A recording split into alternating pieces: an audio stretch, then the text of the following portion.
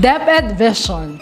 We dream of Filipinos who passionately love their country and whose values and competencies enable them to realize their full potential and contribute meaningfully to building the nation. As a learner-centered public institution, the Department of Education continuously improves itself to better serve its stakeholders.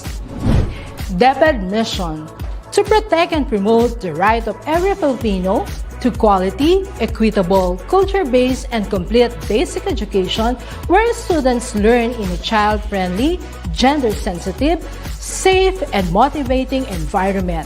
Teachers facilitate learning and constantly nurture every learner.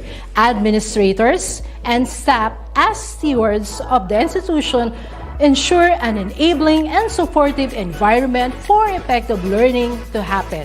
Family, community, and other stakeholders are actively engaged and share responsibility for developing lifelong learners. DepEd core values: maka-Diyos, makatao, makakalikasan, at makabansa.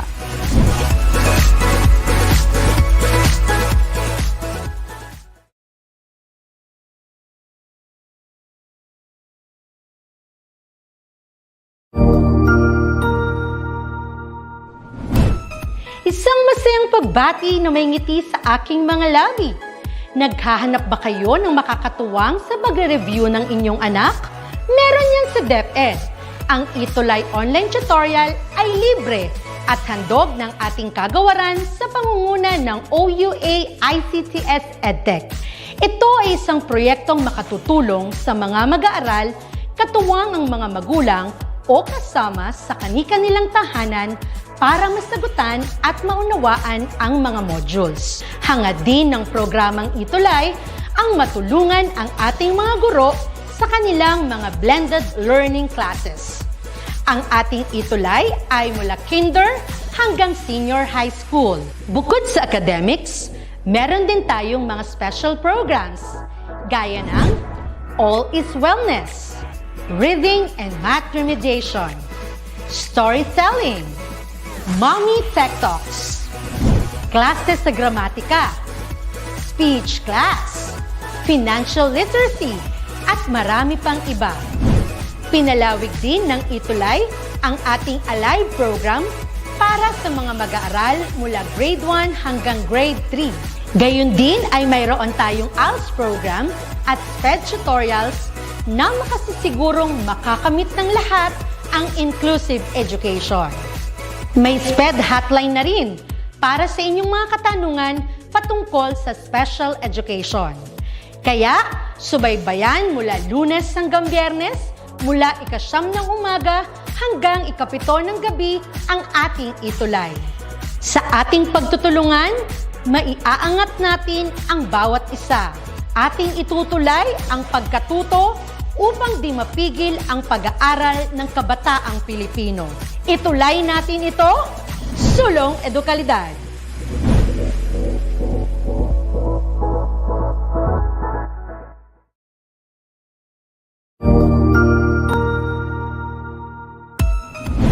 Mabuhay! Good day to all! I am your tutor Madge. Welcome to ETUlay, a free online tutorial, an initiative of the Department of Education, Information and Communications Technology Service, Educational Technology Unit, ICTS EdTech. This program is aimed at helping and assisting learners from kindergarten, senior high school, ALS, Alive, and SPED learners. Aside from answering the modules, the ETUlay is offering programs which you will surely look forward to. Together with our parents and teachers, the ETUlay will bridge the gaps where difficulty and ease meet in learning new knowledge and skills. So, let us prepare our modules, pen and paper. Ready your mind to see and hear worthwhile and interesting lessons. Let us now study and learn, together with our volunteer online tutors. Tara na!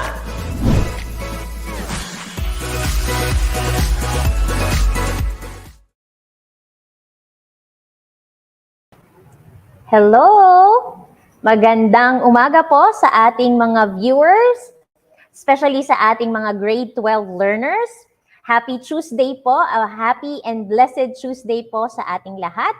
And wini-welcome din po natin ang ating mga viewers, like the parents, mga co-teachers, co-hope teachers po, okay, other learners from Luzon, Visayas, and Mindanao. Welcome again to our Week 7 para sa ating Health Optimizing Physical Education 4. I hope na nasa mabuti kayong kalagayan at excited na kayo para sa panibagong matututunan natin for this week. And again, this is your tutor. I'm Tutor Shen from SDO Antipolo City. And for now, hindi muna natin makakasama si Tutor Badet for an equally important activity na kailangan niyang gawin. But for the meantime, tayo naman po muna ang magkakasama. I know wala ako last week, si Tutor Badet ang naging tutor ninyo for last week, week 6 for ating Hope 4. And again, please do not forget our schedule. It's every Tuesday po from 11 o'clock to 12 noon. And kung hindi nyo pa like and share ang different Facebook pages and YouTube channel, so on your screen, makikita nyo po dyan. Please like and share DepEd ETUlay. You can also share that sa mga inyong mga siblings, sa mga kakilala nyo para for other grade levels naman ay makaantabay din sila sa different subjects, okay? And also we have their YouTube channel, we have there the DepEd ETUlay. So let me greet muna ang ating mga participants for today. So again, hi, Joseph Conrad Bulaklak from Pasay City North High School. And nakikita ko na yung mga students ko rin po, like Kiana Peregrina. Okay, we also have there Naira Dagman from Herodotus San Mariano National High School. So suki natin ang mga estudyante from SDO Isabela. We do also have Almira Mayor. Okay, hi ma'am, hello po. Okay. Teacher po ay si Jonaline Santos Ruiz. They are watching from Mariano National High School, again in SDO Isabela. So welcome po, and we also have there Clarissa Balanay. Okay, so same in Mariano National High School. Kasama din si John Lloyd, kaklase malamang ito. Si John Lloyd Hilario Velasco. And hi as well sa aking mga estudyante like Nicole Enriquez. Okay. We also have there Jerome Rodriguez. Okay. Yeah, good morning po kay Sir Resty Baradi, ang kanilang teacher. And we also have Mark Clotildes Navilda, Angel Banaog. So again, welcome po for our Week 7 Health Optimizing Physical Education 4. I know marami kayong natutunan with Tutor Badet last week. So we have another RA or yung recreational activity. So pang-pito na po for today. Ang isa sa mga pwedeng yung pagpilian na recreational activity wherein you will not just enjoy, but also, it can also improve your fitness level.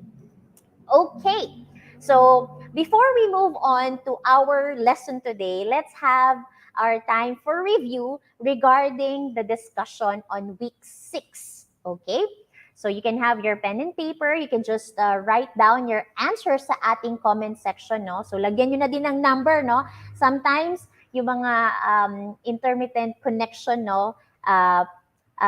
mabagal yung signal, yung paglagay ng answer. So, I encourage you, for number 1, lagyan yung number and then what would be your answer. So, let's start with our review. Okay, well, I know, alam nyo na to, you just have to write here fact or bluff. So, if the statement is correct, okay, regarding the previous lesson, then write fact and write bluff kung mali naman. Okay? If the statement is incorrect. So students, can you please give me thumbs up po sa ating comment section for me to know na ready na kayo para sa ating review. So kindly type in a like, okay, emoticon sa ating comment section so we can now finally start our review. So I know, medyo fresh pa to ang inyong mga, ang lesson. Okay. Okay, that's great. So our learners are very much ready na. So let me have here the first, okay, statement. Yeah. Kayak is an open vessel and the person either sits or kneels inside the canoe and uses a single-bladed paddle to push the craft through the water. Okay. So is it a fact or a bluff? So yes, no? Meron tayong kayaking and canoeing. So that was your previous lesson. So based on that, is it a fact or bluff? So please type in your answer sa ating comment section. Yeah, I know, no? Medyo ngayon naglalabasan ng mga like natin, but thank you for those responses. At alam kong ready na po kayo. And yes, okay, the answer for this, okay, for number 1, ang kayak. And the answer is, very good, Nicole Enriquez, the answer is bluff, okay? So tatandaan natin, no? Between kayak and canoe, they could differ with the size, okay, the shape, yung shape ng boat, okay? And also yung paddle na ginagamit natin. So that is correct, Nicole, for that answer. So kayak, enclosed vessel naman siya. And it uses a double-bladed paddle. Okay. Very good answer. Same thing with Joseph, no? Bluff din ang kanyang answer. And Eliza, okay.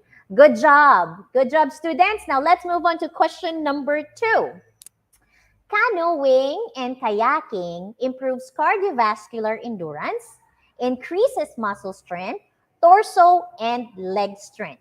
Students, type in your answer. Is this a fact or bluff?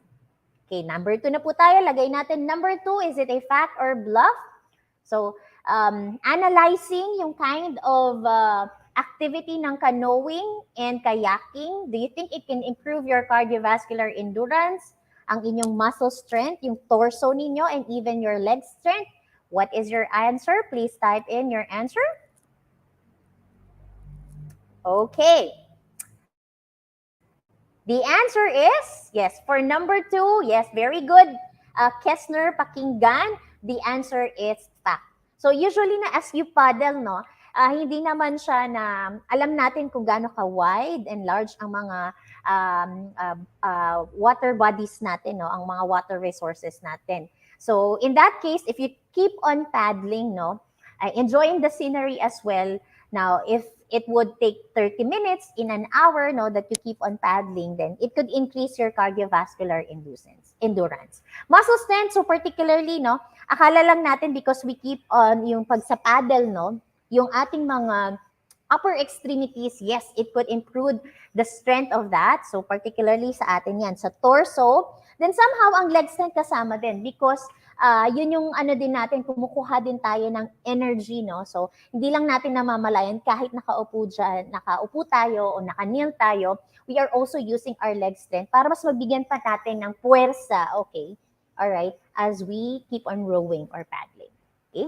Good job, students like Leslie and Charisse. Very good answer. Now, let's have here question number 3. Recreational canoeing and kayaking are examples of low-impact activity. So, again and again, no? Ano ba, babalikan natin? I know you understand canoeing and kayaking, but how are we going to define low-impact activity? So, please type in your answer. Is this a fact or a bluff? Okay, so very good answers. Nakita ko na yung answer ni Nicole. Yes, that is correct. The answer is fact. Now remember, kapag low impact activity po, no, you are not that prone to such injuries. So same thing with Elaine, very good answer. Now, unlike the mga contact sports like basketball and also soccer and football, na medyo pwede tayo mas prone tayo sa injury because of the nature of the game. But here, no, because you're just sitting, okay, paddling, all right, enjoying the scenery. So this is considered a low impact activity. So good answer, Sheen. And then Angelo, let's move on to question number 4. Now, we also talk about, aside from kayaking and canoeing, the discussion was also about the etiquette in the use of facilities and equipment. So here, for number 4, is this a fact or bluff? Always leave the venue clean after using the facilities and equipment? Okay, please type in your answer sa ating comment section. Is it a fact or bluff? Okay, very good again, Nicole. So the answer here is it's a fact. Now, syempre, no, as a respect to the next user and also the owner of the ano po no the venue no, we always have to keep it clean, all right? Especially na tayo din ay meron pa ring pandemya na nararanasan sa ating bansa. Okay, so yes, that is correct. So, syempre, we have to maintain its cleanliness. So, para mas wala ring mga hazard and mga maaaring mga giging, okay, it's nice to work out kapag maganda at maayos at organized ang ating lugar na saan natin isinasagawa ang ating physical activities or workout. Now, let's have here the last, okay? Yeah. It is okay to hog equipment in health or physical activities facilities. Okay, for number 5, is it a fact or bluff? Okay. Now, tatandaan natin, we're still in the midst of pandemic po, no? So, the answer is, type in your answer for number 5. Okay, yes, the answer is, we have their bluff. Okay. Now, we are, as much as possible, now we are encouraged kung kakayanin naman natin. No? Very good, Nicole, again. Na if we can bring our own equipment no, sa ginagawa nating physical activities or even workout man yan. So, Kessner, Sheen, Joseph, okay, very good on that, Laline. Okay. Now, especially kasi yung pag-spread ng virus, okay, mahirap yan. So, as much as possible, no, let's just remember that whenever we are using this equipment po, no, let's not forget to sanitize, okay? O kaya mag-disinfect, okay? Because of the situation we are experiencing, no? Kailangan, again, lagi namin sinasabi ni Tutor Badet po, no, na for recreational activity, yeah, isa sa mga benefit niyan is for us to enjoy, for us to relax, okay? But then on, lagi din natin isaalang-alang ang ating safety. So, always remember to follow safety and health protocols, okay? I'm very happy because most of the students, yeah, have or get or answer correctly, no? Very good on that. It means that you really learned from Tutor Badet's discussion last week. All right. And keep it coming lang po sa ating mga viewers na nakakasama ngayon. So just, comment nyo lang din yung grade and section ninyo and yung teacher nyo na din po. Okay, that's pretty good. Okay, now, I have here a question muna. No? Let's park this question po and then later on, let's answer. Okay? So please, you can take a screenshot or get your pen and paper and write down the question here. So how do participating to team building activities address health issues and concerns? So again, no, kahit sa mga previous hope subjects natin from 1, 2, 3, no, we do also have some activities as we participate, no, nagkakaiba lang kung dance, physical fitness, or sports. But how can it help us address health issues and concerns? But particularly, we are going to focus on recreational activity. So take a screenshot on this or write down on your notebook, on your paper po, no? Okay? Paano kaya? So let's have this question na ito. And later on, you can finally give me the answer, no? I think meron na kayo somehow knowledge and about participating since these are physical activities po, no? You have this idea already, but pwede pa nating ma-deepen ang inyong understanding and yung learning on how you can address health issues and concerns, okay, in relation to RA or recreational activity. Okay? Sige po, batiin ko na lang din si Ma'am Lorna Lucas din po, isa sa mga teachers ng ating mga viewers. Okay. So, let's now move on to our week 7 lesson, which is team building activities, a recreational activity that address health issues, and concern. Okay? I know, meron na ba kayong mga experience when it comes to participating in team building activities, especially nung wala pang kasagsagan ng, wala pang pandemya rather, no? Or sa mga group activities or mga group games, okay? Okay, meron na po ba kayong mga experiences? You can write down sa ating comment section. Ano yung mga team building activities na memorable sa inyo? Okay, so you can write down sa ating comment section ano-ano po yun, no? Though we can still do this, but we just have to be, we have to remember our safety as well. Okay, so that's gonna be the topic, and our milk for today is participates in unorganized events that addresses health issues and concerns. So specifically, let's talk about and discuss what could be the nature and background of team building activities. What could be the benefits? So let's recognize the benefits of participating in team building activities. And for your performance task is you could create a team building activity plan, okay, with your family that could addresses health or recreation issues and concern. Okay? And the last, as you can participate, this team build yung organize nyo o na makikreate yung team building activity plan, you could be able to do this with your family. So still, we're still after with your safety, no? Gawin nyo na lang muna ito, bonding with your family. Sa susunod na lang na you can do it with your classmate or your friends. For the meantime, okay, dun muna tayo sa safety natin. Okay? So that's gonna be the objective for this lesson. Now, let's have a quick quiz naman, no, regarding our lesson na for today. So let's have our quiz. Okay? So I want you to hindi naman kailangan ng perfect na sagot dito, no, because this is a new lesson, but somehow at least, no, baka you have the idea.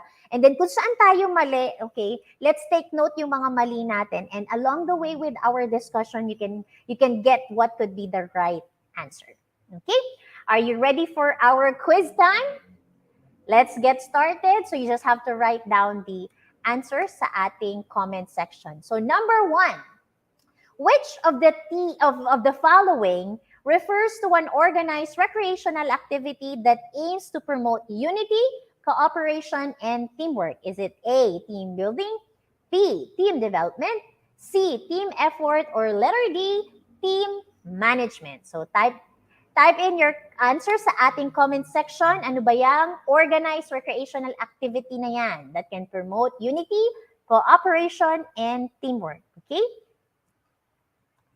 So what could be your stock knowledge?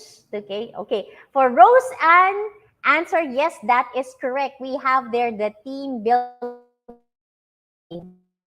Very good. Sheen, Kessler, and Nicole, that's correct. We have team building as a recreational activity that when you participate or engage in this activity, it can promote unity, cooperation, and teamwork. Okay, good work. And Eliza as well. Let's move on to question number 2. Now, let's try to analyze this one. No? Which of the following responses show a good team leader? Ano kaya ang answer natin? Letter A, I can lead you. Letter B, we can do it together.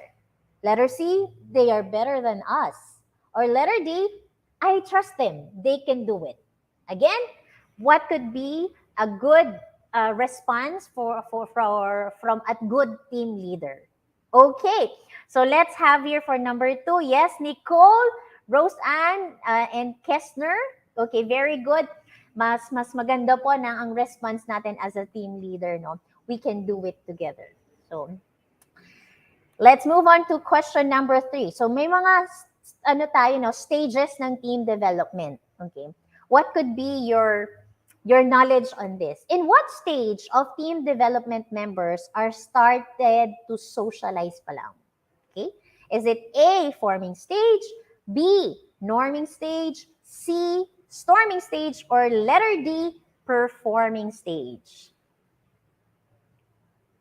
Okay, so yung mga iba na nakikita ko pa yung mga comment for question number 2. But yes, Angelo and Bea, tama yung sagot nyo. Let's have question number 3. What's your answer po? Is it A, B, C, or D? Okay? Sabi ni Rose Ann ay letter A. Tingnan natin kung tama ang sagot niya. Same with Samantha.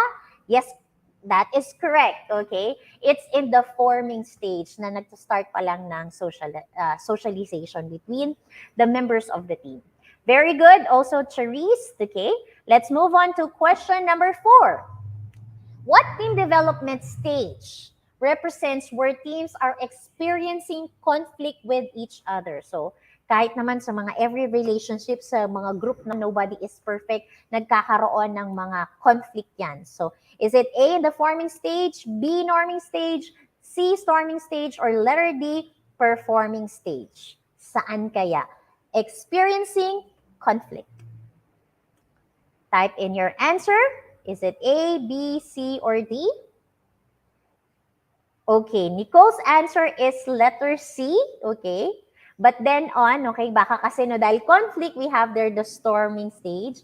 But then on, the answer is we have there the norming stage. So, later on, madidiscuss natin po yan. So, just type down po ano man yung mga maling sagot nyo, and then we can have that in our discussion. Okay? So particularly because you ano po kayo sa siguro sa storm, that's why you relate that with conflict. But let's move on to number 5. We will discuss that later on yung norming mga stages ng development. Number 5, which of the following will undermine team effectiveness? Ang kaya dyan masasabi natin best no na nakikita ang team effectiveness. Is it A, effective communication, B, self-actualization, C, self-fulfillment, or letter D, socialization. So alam niyo na yung effective communication and socialization, but somehow, yung deeper understanding with self-actualization, okay, o kaya yung mga self-fulfillment, ano ba yan? Okay. Try to answer this. Number 5 question po.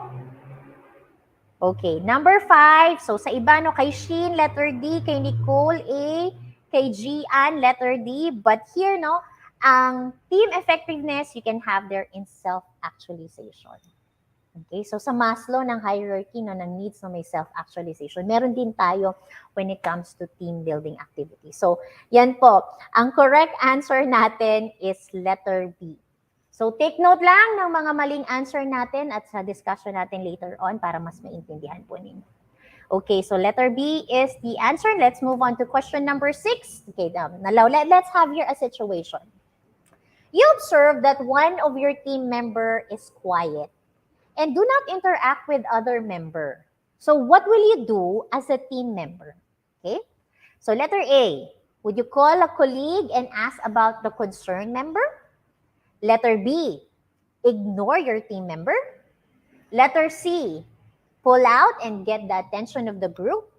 Or letter D, start a conversation with the concerned member.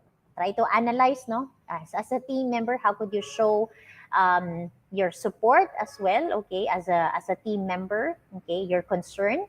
So what could be your answer? A, B, C, or D? So we have your Kessner, pakinggan. His answer is letter D. That is correct. Same thing with Sheen and Lorenzo. Very good answer. Yes, no? Let's try. Ikaw pa lang kasi nakakaalam, no? So somehow you could already start a conversation with your team member. Roseanne, Nicole, Samantha, Geraldine. Okay, very good on that. Let's have your question number 7. Okay, let's go back with the stages po. Now, your group did not succeed in the last task that your group performed. Your leader conducts a meeting with the group to explain the role of each member for the next task, and all the members agree with it. So in that particular situation, what stage of team development is being described? Is it in the forming stage, norming stage, storming stage, or letter D, performing stage? So please type in your answer for number 7. Okay? So check nyo na lang po yung mga medyo late na nagpa-pop up na answer po, but then on I was able to give the right answer. Okay. So sabi ni Roseanne, Roseanne is letter A, kay Nicole is letter C. Okay? Halo-halo, no? Kay Sheen letter A, kay Myra 7, but the answer here is letter D, performing stage. Very good, Lorenzo and Samantha. Okay? So, we will just discuss this further po, no? Bakit kaya nasa performing stage ito? Let's now move on to question number 8. Okay. Now, these are examples of team building activities. You might have an idea. Okay. Alam ko marami na rin kayong alam ng mga team building activities, but we have here some new team building activities that you can do with your family members or friends. So, which of the following team building examples do not need equipment?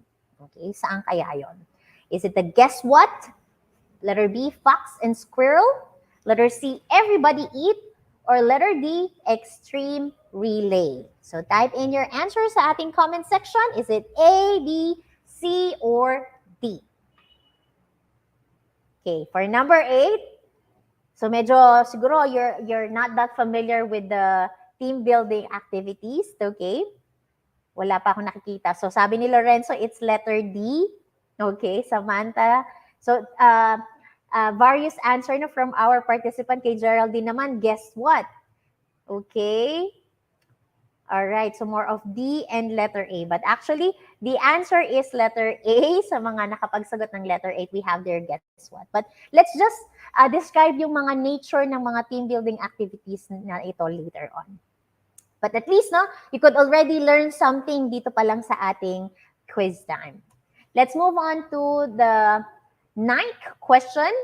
Which is not an example of a team building activity? Okay? Team building activity tayo. Is it A, extreme relay, B, human twister, C, basketball, or letter D, scavenger hunt? You might have an idea already, so type in your answer. Is it A, B, C, or D? Okay, while waiting, let me greet good morning kay Pinky Vibas. Okay, we have here yung teacher nila si Ma'am Mary Grace Beretania. Hello po. Okay. Kay Geraldine and Nico, we have their C. Kay Sheen, kay Rose and yes, okay, because I guess you're familiar with this activity, no? The answer is letter C. We have their basketball. So usually, it's a sport, competitive sport, okay? A game, pwede rin siyang ano po, kung hindi naman masyado, kung laro-laro lang naman din. Okay, but yes, the answer is letter C. Good works, mga students na naka-answer ng letter C. Okay. And then let's have here the last question for our quiz time. Which of the following is the best team building approach in the time of pandemic? Okay. Is it A, personality-based, virtual-based for letter B, C, problem-solving based, or letter D, skills-based? Let's try to analyze yung situation natin today, okay? Now, we can still have this team-building activity, but then on, okay, we can assure our safety naman. Okay, and the answer for number 10, yes, Nicole's answer, Sheen, and Geraldine's answer, yes, that's correct. We have here the virtual base. Okay, still, we're in the midst of pandemic now. Let's still assure yung safety natin. Kung saan tayo mag-enjoy, but then we are going to be safe. All right. So most of your answers naman ay correct, no? Let's just discuss further na lang yung mga maling answer nyo so that mas maintindihan nyo niya, ay, tama, ito yung stages. So mga ganitong klaseng situation, angkop ito sa ganitong stage. All right. There we have it. Very good again to the participants natin. And for your active participation, kudos sa ating mga grade 12 learners. And let's start our discussion about team building. Let's define first. Okay, I know may mga idea na kayo, no? So while having our discussion, you can write down your experiences sa ating comment section. Anong team building activity ang inyong nasalihan na, ang inyong na-experience, o yung mga memorable experience ninyo, you can type that sa ating comment section while we are having our discussion. Okay? So let's define now team building. So it is an organized recreational activity participated with a small group or a large group of people that empower individuals through different recreational games, no? As in addition to that, no, nakapag-ano tayo ng yung answer kanina, no, when it comes to team building activities, okay? So yes, we can promote yung unity, cooperation, and teamwork if we engage to this team building activities, no? And aside from that, may mga ano siya ng you can have their different recreational games po, no? Okay.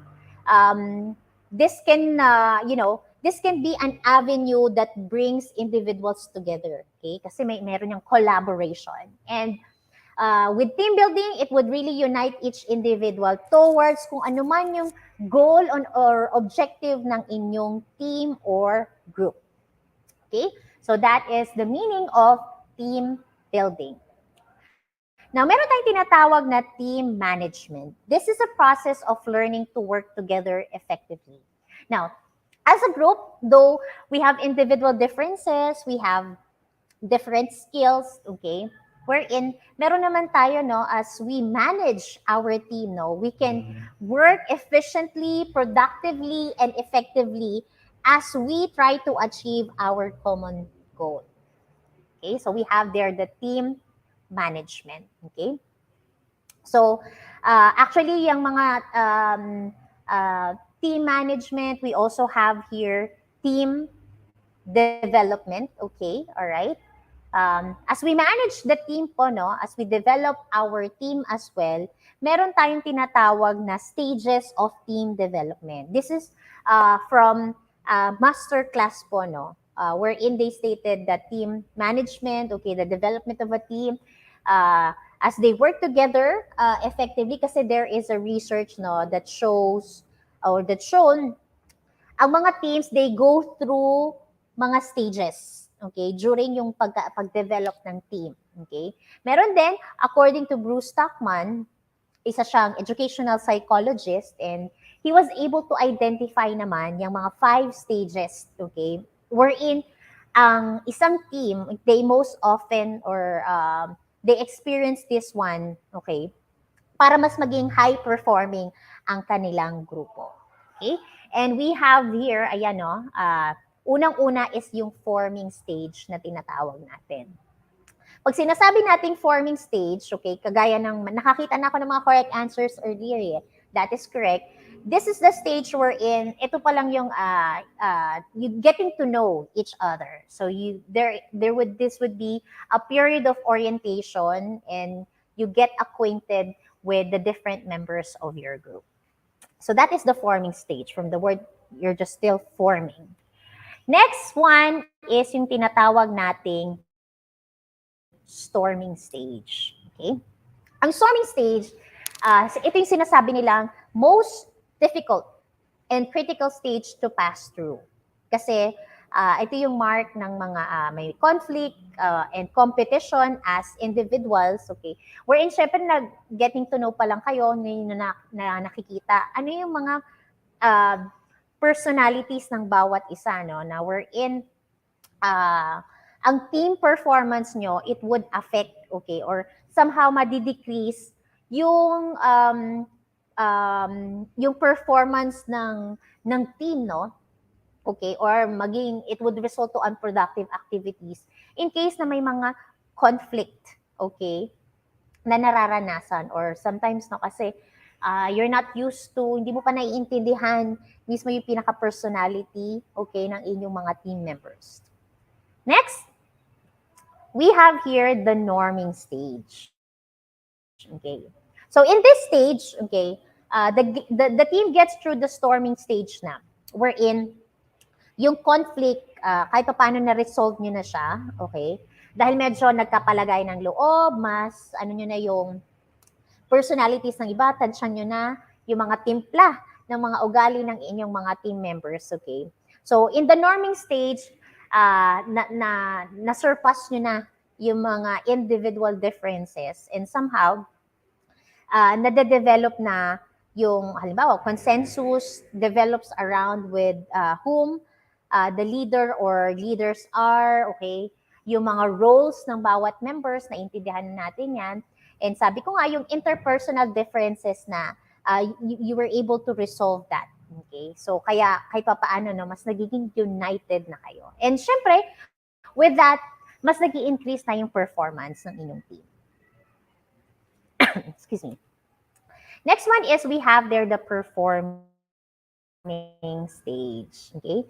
So, ang performing stage naman, yan na. Yung mas established na yung consensus and cooperation, okay? Mas established na ang team, okay? When it comes to yung sa maturity, mas organized na, well-functioning na kayo, okay?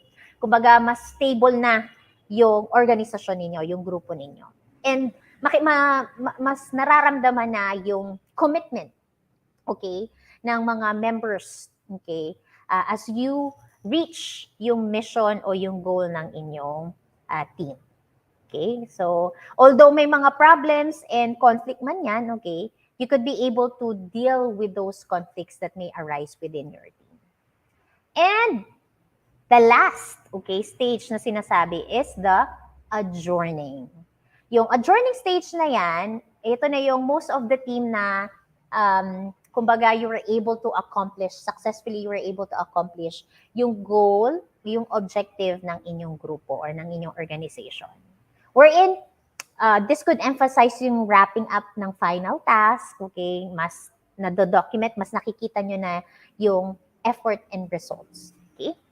So, yun yung sinasabi ni Bruce Tuckman na different stages, okay? For the team to be developed, okay? For forming, storming, norming, performing, and adjourning stage.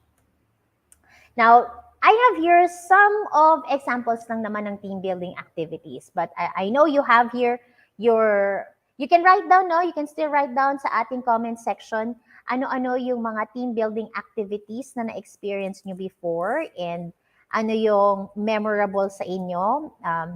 Lalo na nung merong nasa face-to-face classes pa, no? But these are just some experience. Let's have Eliza G, no? May experience sila ba about team building, swimming pool? Nasa swimming pool po kami at itatawid namin yung papel na dapat di mabasa sa pool. Okay? Where it's a collaborative effort ng grupo, no? Paano nila matatawid yun? So that's one. Thank you for sharing, Eliza Jean. Okay? All right. And yes, we have here some examples of team building activities na pwede nyo ring itry sa bahay with your family members. Okay, so we have here, the first one is the human twister. Okay, so human twister, okay, particularly you have the idea, no, kayo, this is preferably mga 6 or more, pero pwede rin laruin to ng 3 people, okay, ng 3 tao. So, ang equipment na kailangan dyan, you have there, pwedeng 2 to 4 dice, okay? May mga note cards kayo for each person, okay? Kasi kung, for example, you have your 6 groups and you divide that into groups of, okay, preferably 6, okay? So, ang each group, numbers of ng 1 to 6 yan. Para makagroup kayo, pwedeng gawin yung strategy yan. Okay? And then, meron kayong, di ba mga note cards kayo, you have to assign yung mga 6 body parts, okay? Ina-number niyo yung mga body parts. And then, for example, gamit yung dice, you roll, for example, you roll 2 dice. The first, yung isang dice, okay, is the body part. Okay, di ba, the usual, ang dice natin is 1 to 6. So, as you number that body part na yan, okay? And yung pag-second naman ng dice ninyo is the body part, okay, is the body part number. Okay? Una, tandaan, as yung player, yung first dice, 1, the player number, okay? And yung second is yung body part. So parang, as you roll the dice, okay, yung 2 or more dice, okay, you would establish yung with another player and yung anong body part ang kanyang hahawakan. Okay? So kaya kayo merong mga note card. The 2 players, touch, okay, body part against each other, each placing a note card. Di ba may mga note card kayo? Okay? So, ganun lang yung halos takbo ng human twister. So, mas maganda na mas kakilala mo muna yung kasama mo as you do this kind of activity. Okay? Pag hindi mo masyado kasama kasi we have still, no, the virus around us for our safety, no, mag-iba na lang tayo ng activity kung sakali kasi meron siyang hindi natin masusunod yung social distancing. Another for human, aside from human tester, okay, we do also have there the fox squirrel. Okay, so dito naman kailangan mo ng dalawang bola na may ibang kulay at size. Okay, so for example, no, you will sit down in a circle facing inward. Okay, pa-circle kayo facing inward, and then yung isang ball, yun yung tinatawag nating fox. Okay? Yung another ball, yun yung tinatawag nating squirrel. So, the fox can only be passed. Okay, yung isang bola, yung fox na tinatawag natin, this can be passed from person to person sa iisang direction. Samantala, yung isang bola na tinatawag nating squirrel, it can be passed on, okay, to different person. So kapag nangyari, yung two balls, yung fox and squirrel na bola, it end up together sa isang tao while holding both of the ball, okay, siya yung ma-out sa game. Okay? So yun yung fox and squirrel. So two balls tayo dyan, okay? Yung pag-throw lang ng bola, different direction lang. Yung isa, sunod-sunod, yung isa anywhere. Okay? So that is the fox and squirrel. Let's have here the third one. I guess may idea na rin kayo kahit paano we have the relay. I guess you have the idea paano ginagawa ang relay, bakit? Pero we have their extreme. All right? Now, in extreme relay, it can be played with a small group or large group. Ang kailangan naman natin dito, you'll be needing some strips of paper, okay? And then, you try to write yung mga tasks na gagawin ng mga members, okay? And they will, and you will need different things na depende sa task na kailangan gawin, okay? So, for example, yung members, no, you just have to split the members into several groups, okay? Depending kung ilan ang mabubuo nyo kasi it can be a small group or a large group, and then you would let them line, okay? Fall in line, okay? Line the different groups, they form a line and make sure na ang mga grupo ay they are spread out. So, for example, you have to tell them at this time the object of ng game. Okay? For example, ang activity, ang objective ng game is for them to run, okay? As they go out and grab a strip of paper and they have to perform ano man yung task na nakalagay sa strip of paper. Okay? For example, as they run, tas nakalagay sa strip of paper, they have to dance a TikTok dance, something like that. Okay? So, once they have completed yung task, okay, they are to run back. So, di ba naka-line sila niyan? So, after maka-perform ng nasa una, okay, yung another member naman. Kung sino yung grupo, kung 5 members yan, no, na nagawa na, na-fulfill na lahat ng task, they will be declared as the winner. Alright?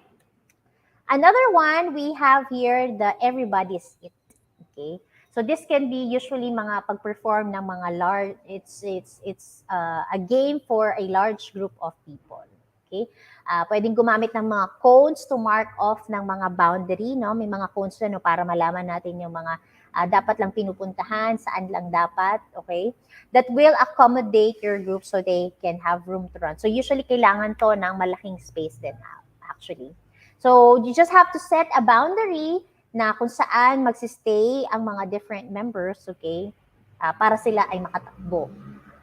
Or actually, parang yung tag game ito, no, where everyone is it. It's like you have to tag someone out, okay, before na matag ka nila. Parang mga ano lang din yan, nahabulan, mataya-taya, okay? And if natag ka niya, then you just have to sit down. Just imagine nyo, ang dami niya, no, na hanggang sa matira matibay. Okay? So, the game is over when no one or nobody is up. Alright? So, that's everybody's it. And let's have the last one. We have there the guest one. Okay? So, sabi natin kanina, sa ating activity, walang equipment na kailangan. So, yeah, small group and large group of people could participate in this kind of activity. So, example lang dyan, no? One person leaves the room where the group, may isa, no? Isang tao, medyo hiwalay siya kung saan yung pinakamalaking large group ay nandoon. And while one person ay wala, no? Sabi natin wala siya. Yung grupo naman dito, they would decide a particular thing that they are going to describe. Okay? Yun yung tinatawag nilang figure outer. So, tandaan, ang figure outer, okay, as he comes back, okay, he will start asking some questions. For example, what color is this? Okay, which one is, kung ano mang questions na yan. So, the game goes until the figure outer, no, can figure out, okay, ano yung, parang charade din siya, but then on mas malakihan, no?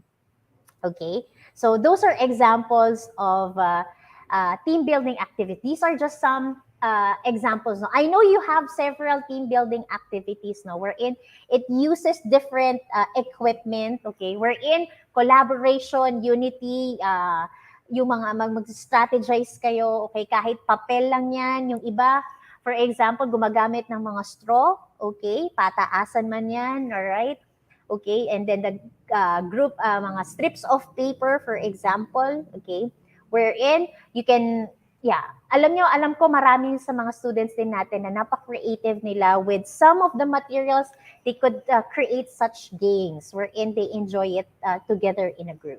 Okay, so those are just some examples. We do have different team building activities, but since tatandaan lang natin yung safety natin, social, yung iba, no, kahit pa paano, merong, as much as possible, let's follow social distancing kasi nga pag-spread. So, sa ngayon, na kung ang mga team building activities ay ano muna sa gathering, no, but then on, we can sanitize, disinfect, wear our face mask while we are doing the activity. This would also not be impossible for us to enjoy and experience different team building activities. Okay, so there we have it, some examples of team building activities. Let's have a quick understanding with the importance, okay? Ano ba ang benefit na pwede nating mag-gain from team building activities? Number one, we have there, it promotes socialization because it's in a group, different people wherein you are doing such activities, doing an activity, you are planning, you are strategizing, analyzing, or trying to solve such problems, no, to be able to finish the task or achieve your common goals. So yes, number one is promote socialization. Another thing is promote effective communication. Syempre, as you work as a team, okay, you have to communicate, okay? In every relationship naman, no, effective communication. Walang imposible na sa pakikipag-usap sa isa't isa, so that you can address some issues and concerns, yung mga hindi pagkakaintindihan, pagkakaunawaan. In every relationship naman yan, napaka-importante ang pag-uusap. Okay? So that mas maiintindihan ninyo ang bawat isa instead of, just ignoring kung ano man yung conflict na parang walang nangyayari. So it's better that you discuss things, hindi lang sa mga conflict, but as you plan and as well as to list down different ways for you to achieve your goal. Okay? And also promotes respect and collaboration. Alright? Nandyan yan. And we have individual differences. Hindi naman tayo perfectong tao. But I think, no, as we do things for the common good, walang imposible. Okay? Conflicts and challenges, it's really part. But dyan din tayo matututo from our mistakes. And yes, promote self-actualization and fulfillment, okay? As we try to, as we become responsible sa ating behavior, no? We can bring down kung anumang mga personal walls between the members of the team, and we can be able to gain teamwork at mas magiging productive tayo, no? And with that, it would increase yung self-actualization and fulfillment. Okay, it's like along the way we can just discover okay, that yung mga strengths natin, we can overcome our weaknesses. Okay, we can boost our self-confidence, our self-esteem, and we can be aware with our shortcomings and be able to overcome them. Okay, kasi in the process na mas maganda din na nakakarinig tayo ng mga feedback, constructive feedback from our team members. Okay? Because tatandaan natin, at the end of the day, we are still the one deciding. But probably with the situations o yung mga sinabi ng tao, as we internalize this one, we can come up with a decision na, ay may mali ako, ay may tama ako. And with that, we are maturing, we are developing, we are growing as an individual. And the last of the importance is it promotes well-being and health. Yan lagi nating inaano sa ating health optimizing physical education, particularly hope for, wherein we're not just enjoying, relaxing, but because we are moving as we do recreational activities, it can really promote our well-being and health, especially pag active ang task ng ating team building activity. So there we have it. I hope you were able to understand and realize, okay, the importance of team building activities so you can plan and set up your team building activities with your family at home. Okay? This will be the task na inyong pwedeng gawin with your family. This is entitled Team Building Fam Bond. Okay, so this will be a time for you to, to bond with your family member. You enjoy together, you grow together, okay? And lagay nyo lang dyan yung inyong name, grade, and section. What could be your chosen activity? Sino yung mga members of the family that would participate? Kunin natin ang heart rate, okay, at resting heart rate ng family members. And then, after doing the activity, kunin din na ang heart rate ng ating family members. Okay? So, yan lang naman din po. And then, try to mag-reflect na lang, what had transpired during the activity, your realization, okay? Together with the family, anong magandang naidulot ng activity ito. Okay? So, that's gonna be the task for for this week lesson. Okay? So again, let's go back with our park and go question earlier. How do participating to team building activities address health issues and concern? So again, my dear students, okay, based on our discussion with the importance, the nature, and background of team building activities, okay, paano kaya nakakatulong ang team building activities na ito para at least kung ano man mga health issues at mga concern natin sa ating pangangatawan, mentally, okay, physically, emotionally, all right? Okay, how does team building help us? Okay, so can you please type in sa ating comment section your idea how do participating to team building activities address health issues and concern? All right. So while waiting po sa ating answers from our learners, okay? Yeah, let me greet. Nandito kanina, si Sir Resty. Hi, Sir Resty Baradi. Thank you for watching and tuning in. And also for motivating your students to join our ETUlay session. Maraming salamat po. Okay? Yeah, hi, Danica. Okay, we also have dear Renzi. All right. Let's have your Eliza Jean's answer. Okay, it can help improve team effectiveness. Yes, that's one benefit ng team building activity, it can, syempre, you work as a team and this could help you be productive and work effectively. All right? For Geraldine, it improves our social interaction to others. Yes, you get to know with each other. Okay, mas naiintindihan natin. This would be the time magiging mapagkumbaba tayo. Okay, being respectful. All right? For Joseph, the health issue that you include in our recreational activities, sometimes you have swimming, like doing scuba diving. Okay, so doon yung mga recreational activity na yan, And with that, because you keep on moving, yes, some could, kung halimbawa, yung mga flexibility nyo rin, yung cardiovascular endurance niyo ay medyo nasa fair lang siya or needs improvement by engaging to team building activities, active team building activities, then definitely it can improve. For Alex, kay Alex Mirales, it improves mental and emotional health by socializing to other people. That's correct, Naniniwala ako na other people would be an instrument for us to learn, okay? Masaktan man tayo, may matutunan man tayo, and for us to grow individually. Okay, there we have it.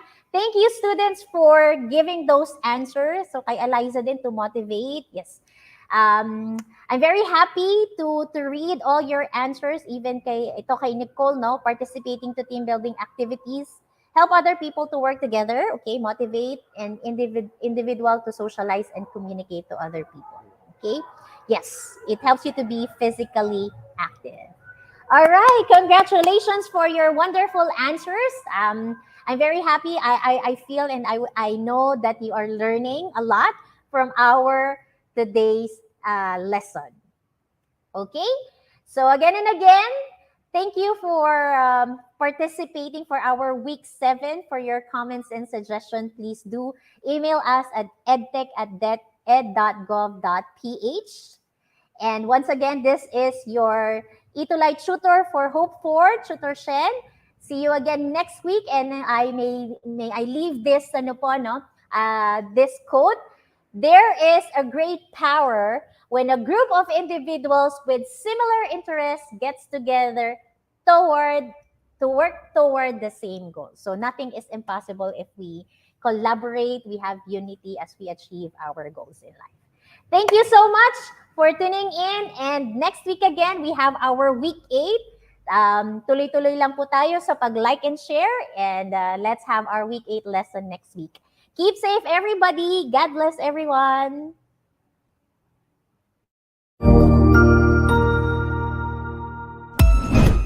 Ang husay naman! Natapos mo ang iyong tutorial session kasama ang iyong mahusay na ETUlay tutor. May bago ka bang natutuhan? I-share na yan gamit ang hashtag #ETUlayLevelUp. Huwag aalis ha, dahil may susunod pang programa na pwede mo ring panoorin at salihan. Dahil naghihintay na ang iyong mga tutors. Happy learning dito sa ETUlay!